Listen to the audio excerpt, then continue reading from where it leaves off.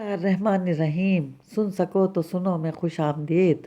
آج جو ناول ہم آپ کی خدمت میں لے کر آئے ہیں وہ ہے دست کوزہ گر، جو لکھا ہے فوزیہ یاسمین نے۔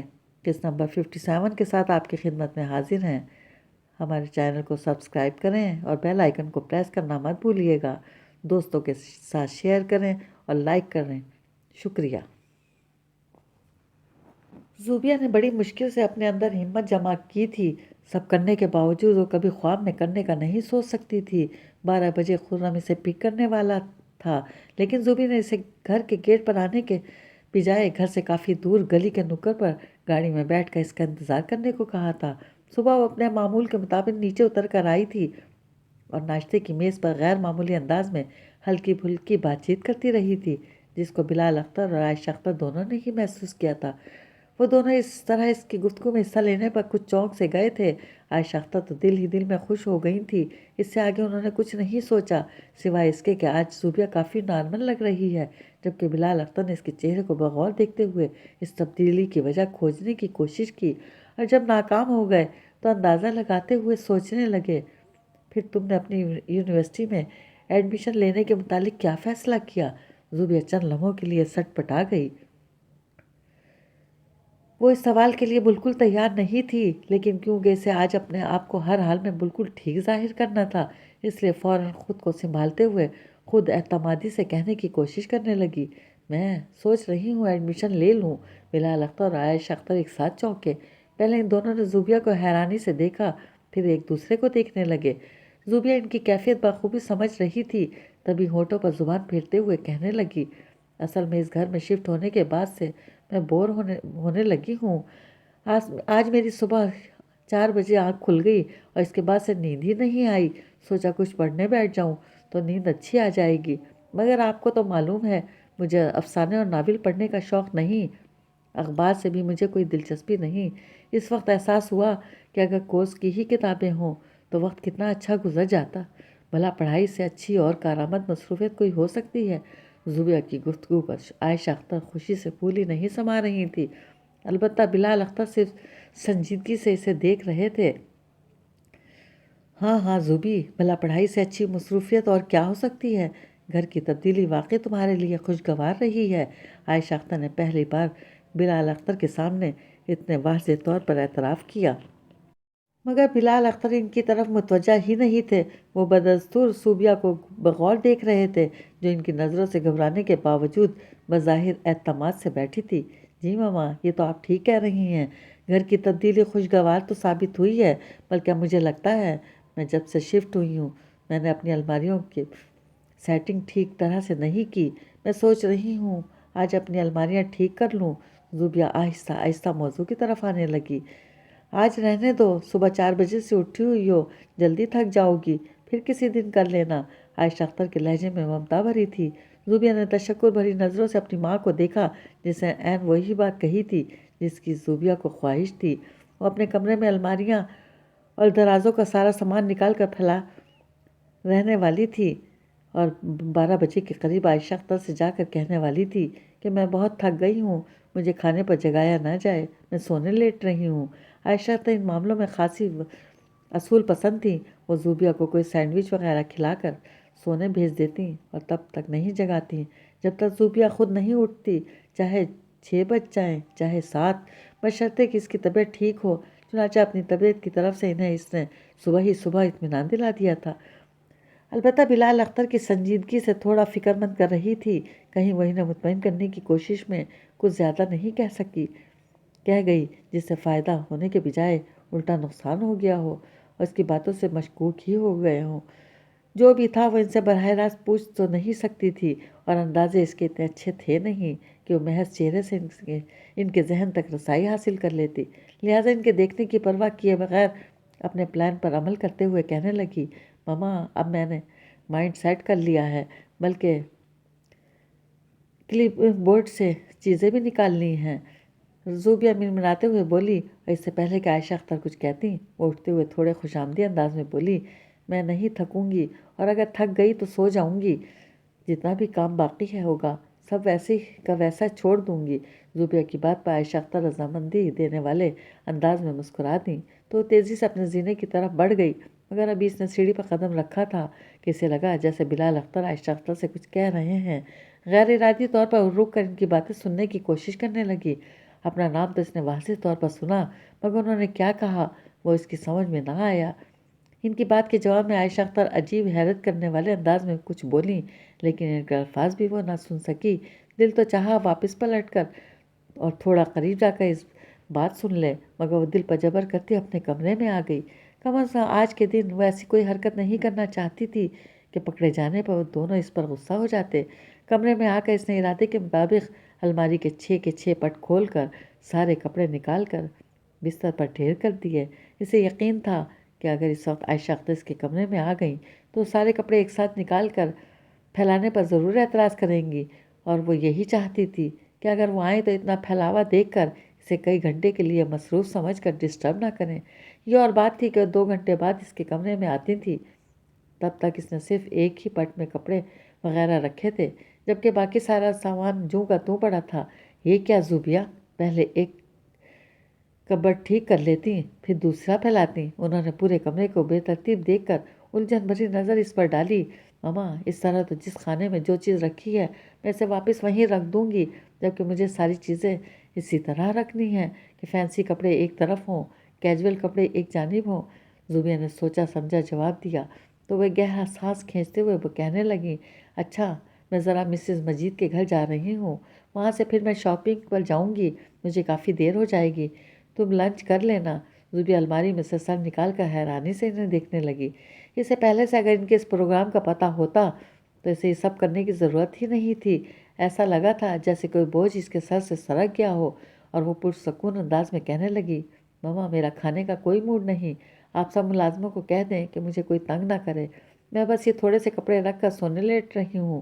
میں نے پہلے ہی کہا تھا کہ تم 4 بجے کی جاگی ہوئی ہو، آج مت پھیلاؤ یہ سب، اب تم سو گی تو شام سے پہلے تو ہرگز نہیں اٹھو گی۔ ان کے کہنے پر زوبیہ نے خاموش رہنا ہی بہتر سمجھا، تو وہ بھی جانے کے لیے پلٹ گئیں اور جاتے جاتے حسب توقع اسے کوئی سینڈوچ وغیرہ کھا کر سونے کی ہدایت کر دی، کمرے سے نکل گئیں۔ زوبیہ ہاتھ میں پکڑے ہینگرز ایک جانب ڈالتی کچھ دیر کے لیے بستر پر ٹانگیں لٹکا کر بیٹھ گئی۔ خرم کے ساتھ اس طرح چھپ کر کسی فارم ہاؤس پر جانا ایک بہت ہی خطرناک فعل تھا، اور زوبیہ جیسی بودھی اور کم ہمت لڑکی کے لیے تو یہ سب کرنا کسی پہاڑ پر چڑھنے سے کم نہ تھا۔ لیکن وہ اپنی زندگی کے اس المیے سے تنگ آ چکی تھی، وہ اس سارے کھیل کو سرے سے ختم کر دینا چاہتی تھی۔ اس کام میں خرم کے علاوہ کوئی اس کی مدد کرنے کے لیے آگے بڑھا ہی نہیں تھا، ورنہ اگر اس کے پاس کوئی دوسرا راستہ ہوتا تو اس طرح ایک اجنبی انجان شخص پر یقین کر کے اس کے ساتھ تن تنہا ہرگز نہ جاتی۔ وہ بیوقوف یا نادان نہیں تھی، بس اپنی زندگی اور حالات سے بری طرح مایوس ہو چکی تھی۔ چنانچہ خرم اگر اندھیرے میں تیر چلا رہا تھا تو بھی وہ اس کا نشانہ خطا نہ ہونے کی امید لگائے بیٹھی تھی۔ جانے کتنی دیر زوبیہ ایسے ہی بستر پر بیٹھی خرم کے ساتھ جانے کی اور ملازموں سے نظر بچا کر گھر سے نکلنے کی ہمت جمع کرتی رہی، اور اپنے فعل کے غلط نہ ہونے کی تعویلیں خود کو دیتی رہی۔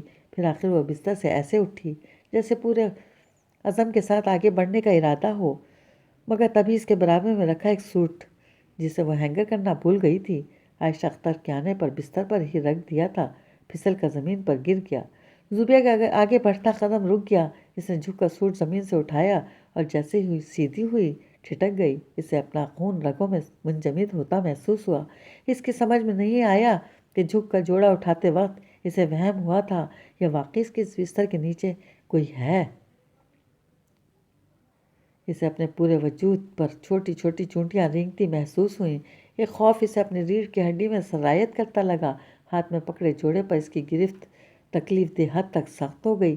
کافی دیر وہ اسی کیفیت کے زیر اثر اپنی جگہ بے حس و حرکت کھڑی رہی۔ آخر بڑی دیر بعد اس نے پلکیں جھپکتے ہوئے اپنا سکتہ توڑنے کی کوشش کی، اور پھر جب وہ اپنے جسم کو حرکت دینے کے قابل ہوئی تب اس نے پلٹ کر وہ جوڑا جیسے تیسے الماری تک جا کر اس کے اندر رکھ دیا۔ وہ بستر کی جانب دیکھنے سے بھی گریزاں تھی، اس کا وجود ہولے ہولے کانپ رہا تھا۔ ڈاکٹر شکیلہ کے الفاظ یاد کرنے کی کوشش کرنے لگی اور آہستہ آہستہ انہیں دہرانے لگی، یہ صرف میرا وہم ہے، بس بستر کے نیچے کوئی نہیں ہے، مجھے وہم ہوا ہے، زوبیہ بولتی جا رہی تھی اور کپڑے الماری میں ٹھونستی جا رہی تھی، یہاں تک کہ کرسی پر پڑے سارے کپڑے الماری میں چلے گئے۔ اب مزید کپڑے اٹھانے کے لیے اسے بستر کے نزدیک جانا تھا، جبکہ وہ تب سے بستر کی طرف پیٹ کیے کھڑی تھی۔ اس نے آنکھیں موند کر ایک گہرا سانس کھینچا اور بستر کی جانب گھوم گئی۔ یہ اور بات تھی کہ اس کی نظریں اب بھی بیڈ پر نہیں تھیں، بلکہ وہ سامنے دیوار کو دیکھتے ہوئے آگے بڑھ رہی تھی۔ بہت سست روی سے چلتی وہ بستر کے نزدیک پہنچی تھی اور بستر پر کپڑے اٹھانے میں کامیاب ہوئی تھی، جنہیں الماری میں لے جا کر رکھنے کے بعد جب وہ دوبارہ پلٹی تو اپنی جگہ جم گئی۔ اگر بستر کے نیچے کچھ نہیں ہے تو یہ صرف اس کا وہم ہے، تو پھر اتنا ڈرنے کے بجائے ایک بار بستر کے نیچے جھانک لینے میں کیا حرج ہے؟ یہ سارا خوف فوراً ختم ہو جائے گا۔ کوئی اس کے اندر بول رہا تھا، بلکہ چلا رہا تھا۔ زوبیہ ایک بار پھر اپنی ہمتیں جمع کرنے پر مجبور ہو گئی۔ اپنے کمرے میں وہ اپنے ہی بیڈ سے خوف کھا کر اس کمرے میں کیسے رہ سکتی تھی؟ لہٰذا اس خوف پر قابو پانا سخت ضروری تھا۔ اور پھر انسانی فطرت بھی تو یہی ہے، ایک بار کسی چیز کے لیے شک ہو جائے تو جب تک شک کی تصدیق یا تردید نہیں ہو جاتی وہ چین سے نہیں بیٹھتا۔ زوبیہ بھی دل کڑا کرتی زمین پر سجدہ کرنے والے انداز میں بیٹھنے لگی۔ وہ بستر سے خاصے فاصلے پر کھڑی تھی، جیسے وہ خوف ہو کہ کوئی چیز بستر کے نیچے سے نکل کر اس پر حملہ کر دے گی۔ اس نے آیت الکرسی پڑھتے ہوئے گردن کو بہت ذرا سا گھما کر کنکھیوں سے بستر کے نیچے دیکھا تو اس کے سینے میں اٹکی سانس بڑے پرسکون انداز میں خارج ہو گئی۔ بستر کے نیچے کچھ بھی نہیں تھا۔ وہ بے اختیار سی مسکرا دی اور سر جھٹکتے ہوئے جیسے سیدھی ہوئی اس کے منہ سے ایک دل دوست چیخ نکل گئی۔ وہ خوف سے تھر تھرائی بڑی تیزی سے پیچھے ہٹی تھی۔ اس کی کمر پوری قوت سے الماری کے کھلے پٹ سے ٹکرا گئی تھی، مگر پھر رکی نہیں، یہاں تک کہ پٹ زوردار آواز کے ساتھ بند ہو گیا، مگر وہ الماری سے لگی ہانپتی رہی۔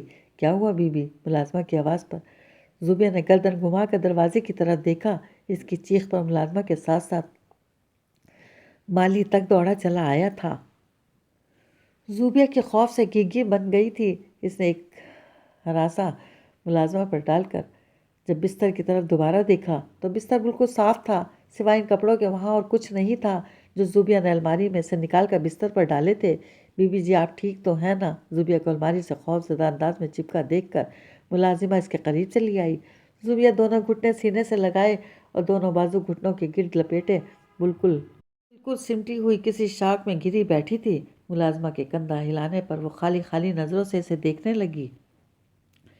جو اس نے ابھی دیکھا تھا وہ بیان کرنا بیکار تھا۔ ملازمہ اسے وہم کہہ کر اس پر یقین کرنے والی تھی، یا اگر وہ اپنی کم تعلیم اور جہالت کے باعث بھوت پرین پر یقین کرتی بھی ہوگی تو بھی ان سب ملازموں کو ایسی باتیں زوبیہ کے سامنے کرنے سے سختی سے منع کیا گیا تھا، بلکہ ایک ماسی کو تو اس موضوع پر بات کرنے کی وجہ سے ملازمت سے نکال دیا گیا تھا۔ پھر بھلا انہیں کیا ضرورت تھی زوبیہ سے کچھ کہہ کر اپنے روزگار پر لات مارنے کی؟ زوبیہ یہ سب جانتی تھی، لہٰذا اس نے خود کو سنبھالتے ہوئے کچھ نہیں کہا اور خود کو نارمل ظاہر کرنے کے لیے فوراً اپنی جگہ سے اٹھ گئی۔ آپ کو پانی لا دوں بی بی جی؟ آپ دوائی کھا لیں۔ ملازمہ کے مشورے پر زوبیہ نے ٹھٹک کر اسے دیکھا۔ کیوں دوائی کیوں کھاؤں؟ زوبیہ جانتی تھی وہ کیا سوچ رہی ہے، تبھی چڑ کر برہمی سے بولی، کیوں دوائی کھاؤں؟ جی وہ آپ کی طبیعت خراب ہو گئی ہے نا؟ وہ زوبیہ کو غصے میں آتا دیکھ کر کچھ بوکھلا گئی۔ کوئی طبیعت خراب نہیں ہو رہی میری، میں بالکل ٹھیک ہوں، بلکہ میں سونے لیٹ رہی ہوں، مجھے کوئی تنگ نہ کرے۔ اگر کسی نے بھی میرے کمرے کا دروازہ کھٹکھٹایا تو مجھ سے برا کوئی نہیں ہوگا۔ زوبیہ غصے میں کبھی نہیں آیا کرتی تھی، مگر اس وقت اسے ملازمہ کی دوائی کھانے کا مشورہ دینے پر آگ لگ گئی تھی۔ سب لوگ اسے پاگل اور بیمار سمجھتے ہیں، یہ احساس اسے ہمیشہ تکلیف پہنچاتا تھا، مگر آج تو اسے غصہ بھی آ گیا تھا، شاید اس لیے اس کے مقابل اس کے والدین، ڈاکٹر یا ٹیچرز یا کلاس فیلو کے بجائے اس کی ملازمہ کھڑی تھی۔ اسے بھی زوبیہ کا یہ لب و لہجہ سننے کی عادت نہیں تھی۔ وہ تبھی بے نیازی سے کندھے اچکاتی ٹھیک ہے جی ایسے بول کر کمرے سے نکل گئی، جیسے کہہ رہی ہو ہمیں کیا، بھاڑ میں جاؤ۔ زوبیہ کچھ دیر تو بند دروازے کو دیکھتی رہی، پھر خود کو کچھ بھی سوچنے سے روکتی گھر سے نکلنے کی تیاری کرنے لگی۔ وہ دانستہ اپنے بستر کی طرف نہیں دیکھ رہی تھی، پھر بھی وہ منظر بار بار اس کی آنکھوں کے سامنے آ رہا تھا جب وہ سیدھی ہوئی اور اسے بستر پر خون میں لت پت ایک لڑکی کی لاش آڑی ترچھی پڑی نظر آئی۔ اس لڑکی کا چہرہ بکھرے بالوں کی وجہ سے وہ واضح طور پر نہیں دیکھ سکی، مگر اس کا وجدان کہہ رہا تھا کہ وہ شائستہ خالہ ہی تھیں۔ اسے اپنے کمرے سے ڈر لگ رہا تھا، اس کا بس نہیں چل رہا تھا وہ کمرے کے 1000ویں حصے میں اس کمرے سے باہر نکل جائے۔ اسی خوف و گھبراہٹ میں اس نے پاؤں میں سینڈل پھنسایا اور پرس اٹھاتی کمرے سے باہر آ گئی۔ یہ بھی نہیں دیکھا کہ اس کے موبائل پرس میں نہیں ہے، بلکہ سائڈ ٹیبل پر چارج پر لگا ہوا ہے۔ اس کی ساری توجہ صرف کہیں سے اچانک نمودار ہو جانے والے ملازموں پر مبذول تھی، مگر کمرے سے نکل کر زینے تک آنے پر اسے احساس ہوا کہ مالکان کے نہ ہونے پر وہ سب بھی کام جیسا تیسا ختم کر دیتے ہیں۔ جبھی صرف کچن سے برتنوں کی آوازیں آ رہی تھیں۔ شاید خانسامہ بھی کام کر رہا تھا، باقی سب غائب تھے۔ زوبیہ اللہ کا شکر ادا کرتی تیزی سے گیٹ کی طرف بڑھ گئی اور جیسے ہی باہر نکلی اس نے اپنا موبائل نکالنے کے لیے پرس کھولنا چاہا ہی تھا کہ گلی کے کونے میں خرم کی گاڑی کھڑی نظر آ گئی تو تقریباً دوڑنے والے انداز میں گاڑی کے پاس آئی اور فرنٹ سیٹ کا دروازہ کھول کر بیٹھ گئی۔ خرم نے اس کے بیٹھتے ہی گاڑی سٹارٹ کر دی۔ کہاں رہ گئی تھی؟ خرم نے موبائل جیب میں ڈالتے ہوئے پوچھا۔ میں تو ٹائم پر آئی ہوں۔ کیوں؟ کیا آپ فون کر رہے تھے؟ زوبیہ نے حیرانی سے کہا۔ فون بھی کر رہا تھا اور میسیج بھی کیا تھا۔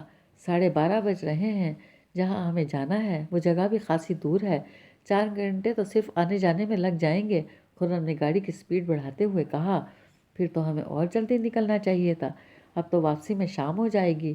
زوبیہ نے پریشانی سے کہا۔ تم نے جو ٹائم بتایا تھا میں تو اس سے بھی آدھے گھنٹے پہلے آ گیا تھا، تم ہی لیٹ آئی ہو۔ خرم کی بات پر زوبیہ صرف اسے دیکھ کر رہ گئی۔ اپنی گھڑی دیکھ کر خود اسے بھی حیرانی ہوئی تھی۔ وہ تو سمجھ رہی تھی ابھی 11 بج رہے ہوں گے۔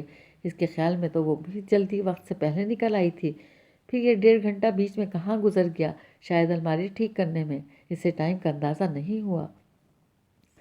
جو بھی تھا وہ عائشہ اختر کی واپسی سے پہلے ہر حال میں گھر پہنچ جانے کی دعائیں مانگنے لگی، اور اس کی دعاؤں کا ہی نتیجہ تھا کہ خرم نے اتنی تیز ڈرائیونگ کی تھی کہ 2 گھنٹے کے بجائے محض 1.25 گھنٹے میں وہ فارم ہاؤس کے گیٹ کے اندر داخل ہو رہے تھے۔ خرم نے حمید کے والد سے فون کر کے کہا کہ سارے دوستوں کو ایک سرپرائز پارٹی دینا چاہتا ہے اپنی سالگرہ پر، جس کے لیے اسے اس کا فارم ہاؤس چاہیے ہوگا۔ انہیں بھلا کیا اعتراض ہوتا؟ انہوں نے فوراً اجازت دے دی۔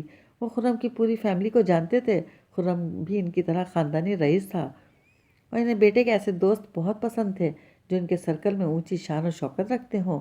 اجازت ملتے ہی خرم نے ان سے کہہ دیا کہ پارٹی تو ویکینڈ پر ہوگی، لیکن اس کے انتظامات کے لیے اسے کل دوپہر میں جانا ہوگا۔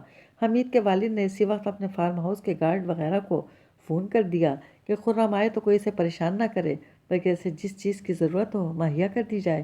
یہی نہیں، انہوں نے اس کے سرپرائز کو برقرار رکھنے کے لیے مکمل رازداری کا وعدہ بھی کر لیا تھا۔ وہ ایسا وعدہ نہ بھی کرتے تب بھی خرم کو کوئی خاص پرواہ نہیں تھی۔ وہ ایک بار وہ جگہ زوبیہ کو دکھا کر معاملے کی تہہ تک پہنچنا چاہتا تھا۔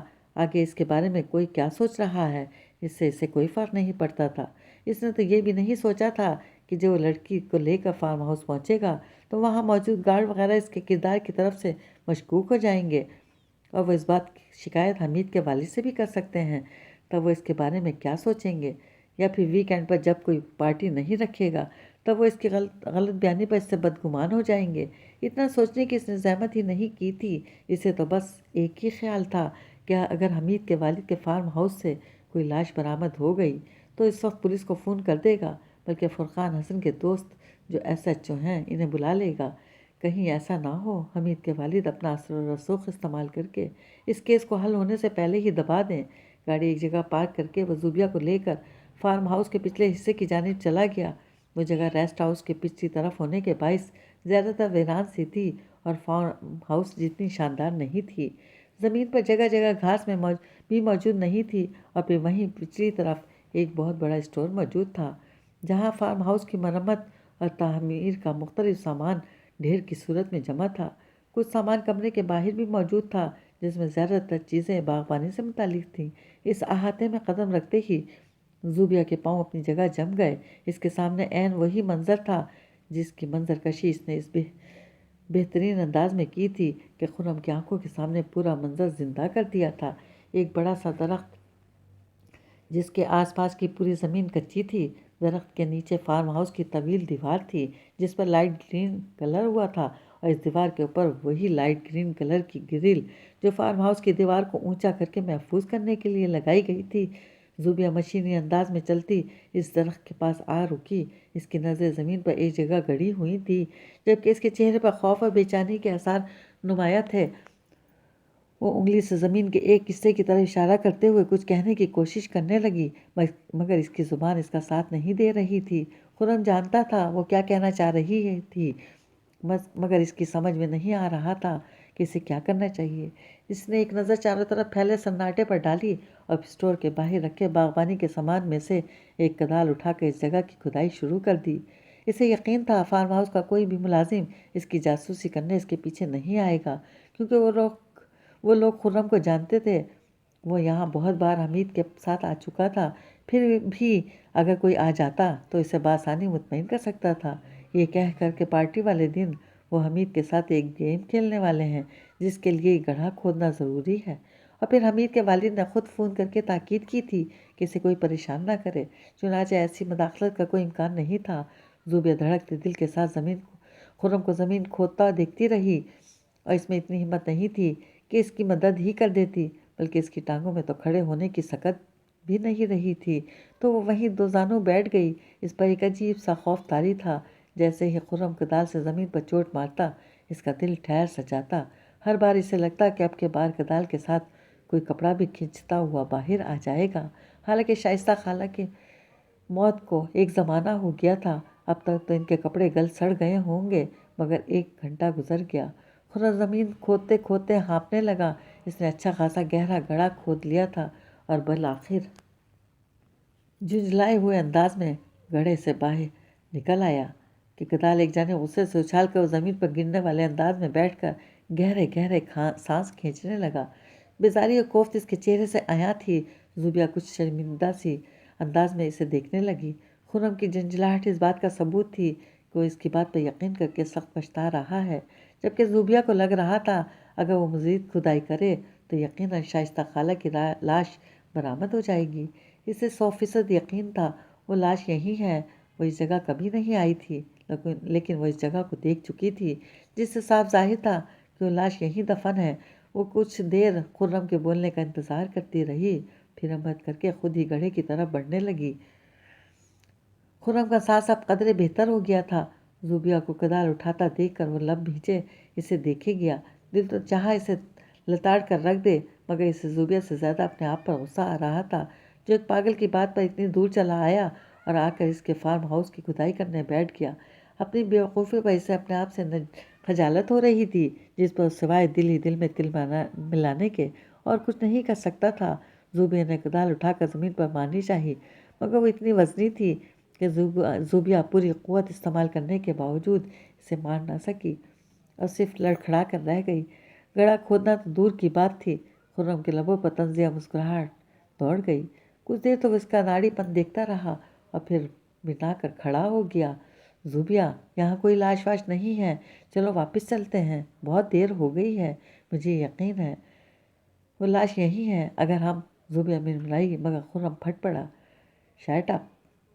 خرم اتنے غصے سے بولا تھا کہ زوبیہ بحث نہ کر سکی اور دل میں سوچتے ہوئے اٹھ گئی۔ جاتے جاتے اس نے ایک بار پھر اس قبر کی طرف دیکھا تھا، مگر خرم کا موڈ اتنا خراب تھا کہ وہ کچھ کہنے کی ہمت نہ کر سکی۔ ابھی وہ گاڑی کے قریب آئے ہی تھے کہ خرم کا موبائل بج اٹھا تھا۔ ایک ان نون نمبر دیکھ کر پہلے تو خرم نے سوچا لائن کاٹ دے، مگر پھر کچھ سوچتے ہوئے موبائل کان سے لگا لیا۔ دوسری طرف آواز بھی اجنبی تھی۔ کیا میں خرم سے بات کر سکتا ہوں؟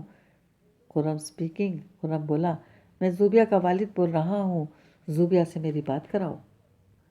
بلال اختر کا لہجہ اتنا حتمی تھا جیسے فون پر ہم کلام نہ ہوں، بلکہ خرم کے روبرو کھڑے ہوں اور زوبیہ کو اس کے ساتھ موجود دیکھ رہے ہوں۔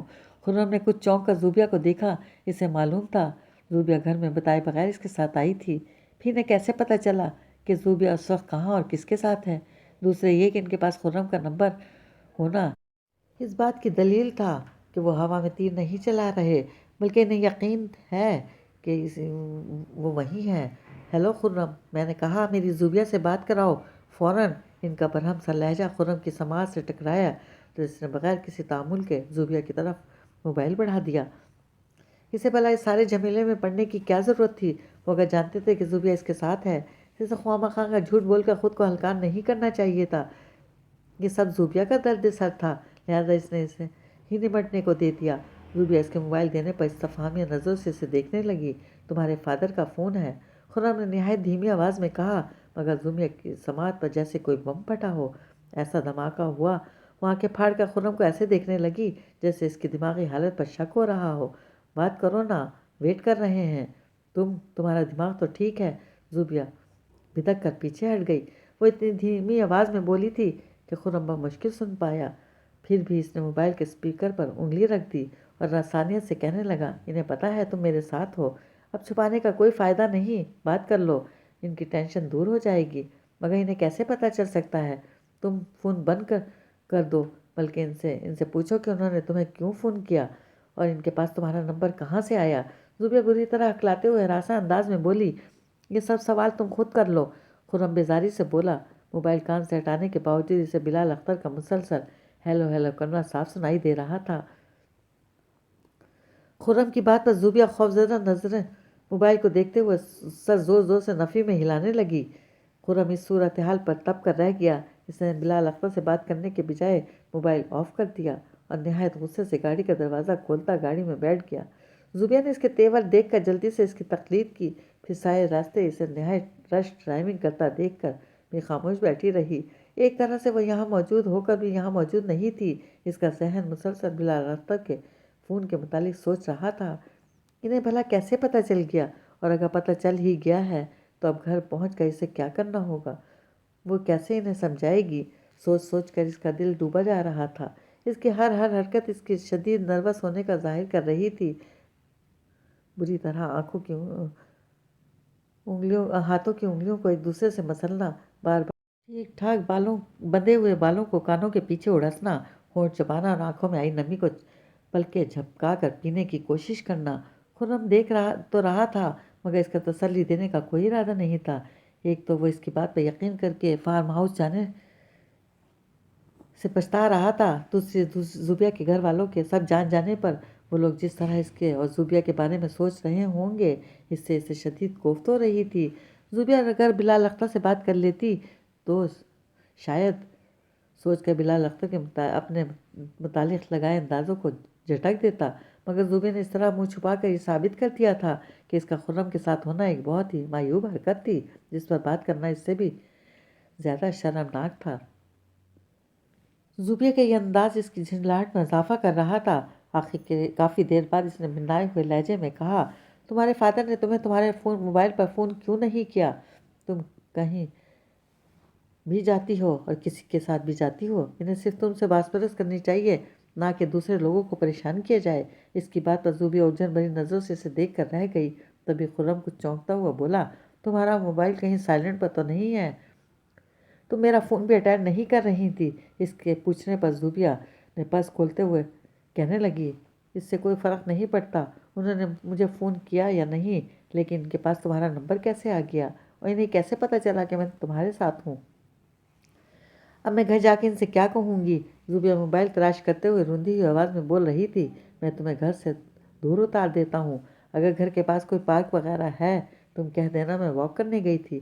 خرم نے لاپرواہی سے کہا، وہ لوگ اتنے بیوقوف نہیں ہیں، اور پاپا کا تمہیں فون کرنے کا مطلب یہی ہے کہ انہیں یقین ہے کہ میں تمہارے ساتھ ہوں، کہیں انہوں نے راستے میں ہمیں کہیں دیکھ تو نہیں لیا؟ زوبیہ نے موبائل تلاش کرنے کی کوشش ترک کرتے ہوئے کہا، کیا پتہ؟ خرم نے عدم دلچسپی سے موڑ کاٹنے کے لیے اسٹیئرنگ گھمایا، لگتا ہے میں اپنا موبائل گھر پر ہی بھول آئی ہوں۔ زوبیہ نے پرس بند کیا اور بڑبڑانے والے انداز میں بولی، کہیں تمہارا موبائل تمہارے پاپا کے ہاتھ تو نہیں لگ گیا، اور اس پر میں نے کالز کی تھی اور میسج کیا تھا، تم کب آؤ گی؟ میں باہر تمہارا ویٹ کر رہا ہوں، خرم نے پرسوچ انداز میں کہا۔ تو زوبیہ ایسے چونکی جیسے اس کی بات کے سچ ہونے کا یقین ہو۔ وہ خوفزدہ نظروں سے خرم کو دیکھتی چلی گئی۔ اس کی گھبراہٹ میں کوئی گنا اضافہ ہو گیا۔ اسے بالکل روحان سا دیکھ کر خرم نے بڑی کھوکھلی سی تسلی دی، تمہارے پاپا تو اس وقت آفس میں ہوتے ہیں نا، موبائل تو تم گھر پر بھولی ہو۔ زوبیہ نے اس کی بات کا کوئی جواب نہیں دیا، بے چینی سے کھڑکی سے باہر دیکھنے لگی۔ اگر لائن مل جاتی تو ہم بتا بھی دیتے ہم کہاں گئے تھے، اب کچھ کہیں گے تو وہ تمہارے ساتھ مجھے بھی پاگل سمجھیں گے، خرم نے منہ بناتے ہوئے کہا۔ زبیہ اس پر ایک زخمی سی نظر ڈال کر رہ گئی۔ اس پر اسے لگا کہیں خرم بھی دوسروں کی طرح پاگل تو نہیں سمجھ رہا، لیکن وہ تو خود شائستہ خالہ کی روح دیکھ چکا ہے، وہ بھلا ایسا کیوں سوچے گا؟ خرم نے اس کے گھر سے کافی دور جب گاڑی روکی تو زوبیہ اترنے کے بجائے دور ہی سے اپنے گھر کی گلی کو دیکھتی رہی۔ کیا میں چلوں؟ خرم اس کے چہرے کے پھیلا اضطراب کو دیکھتے ہوئے بولا تو زوبیہ حیرانی سے اسے دیکھنے لگی۔ نہیں نہیں، تم جو کچھ کر رہے ہو وہی بہت ہے۔ خواہ مخواہ پاپا تمہیں دیکھ کر کچھ الٹا سیدھا بول دیں گے تو مجھے اور شرمندگی ہوگی۔ زوبیہ کے لہجے میں شدید ندامت تھی۔ خرم چپ ہو کر رہ گیا۔ جو اس نے زوبیہ کے ساتھ کیا تھا اس کے سامنے آج کی یہ محنت کچھ بھی نہیں تھی۔ زوبیہ دل کڑا کرتی اترنے لگی تو خرم بے اختیار بول اٹھا، میں یہیں انتظار کر رہا ہوں، اگر بات زیادہ بگڑے تو مجھے فون کر کے بلا لینا۔ زوبیہ صرف سر ہلا کر رہ گئی۔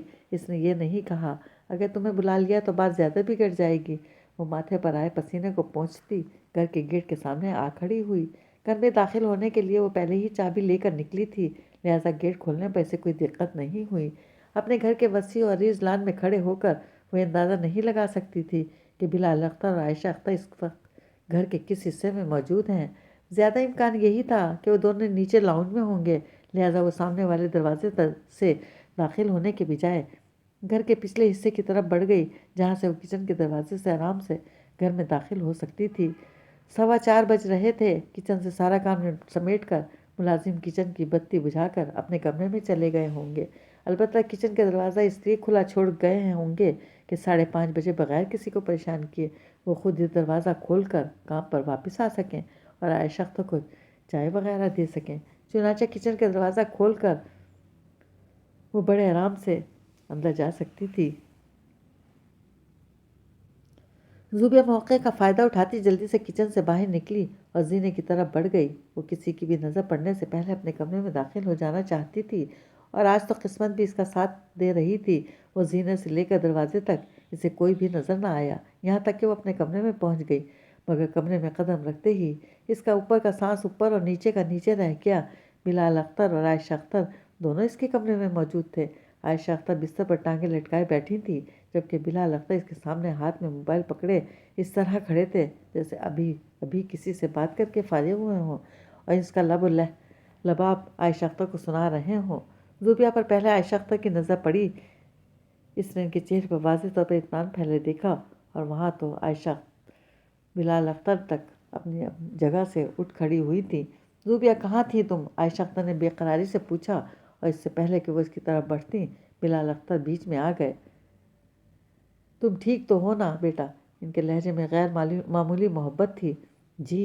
زوبیہ کی سمجھ میں نہیں آ رہا تھا اسے کیا کہنا چاہیے، جبکہ بلال اختر اس کے قریب آ کر اس کندھوں سے تھامے ہوئے بولے، تمہاری مما کی تو عادت ہے بلا وجہ پریشان ہو جانے کی، یہ تمہاری شاید طبیعت خراب ہو گئی تھی۔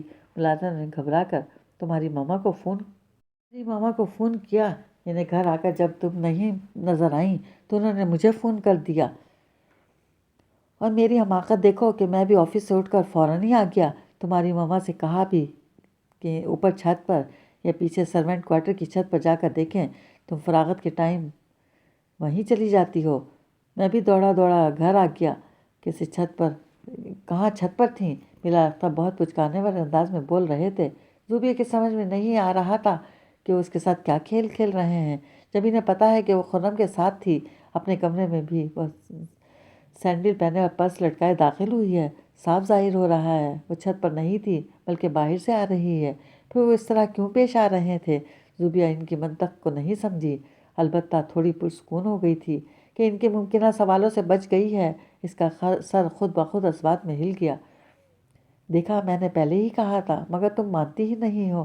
بلال اختر بہت پرجوش انداز میں عائشہ اختر کی جانب پلٹے، حالانکہ بلال اختر کی زوبیہ کی جانب کمر تھی، پھر بھی وہ پورے وضوح سے کہہ سکتی تھی کہ بلال اختر نے عائشہ اختر کو کوئی اشارہ کیا تھا، شاید خاموش رہنے کا، کیونکہ عائشہ اختر ان کا اشارہ پاتے ہی کھڑی ہو گئیں، وہ بھی اس کے گال کو بڑے زوردار سے تھپکتی اور پیار بھرے 2 جملے بولتی آگے بڑھ گئیں۔ ان دونوں کے کمرے سے جانے کے بعد بھی زوبیہ کتنی دیر اپنی جگہ جمی رہی۔ اسے یقین نہیں آ رہا تھا کہ اس کے والدین اس سے باس پرس کیے بغیر اس کے کمرے سے کیوں چلے گئے۔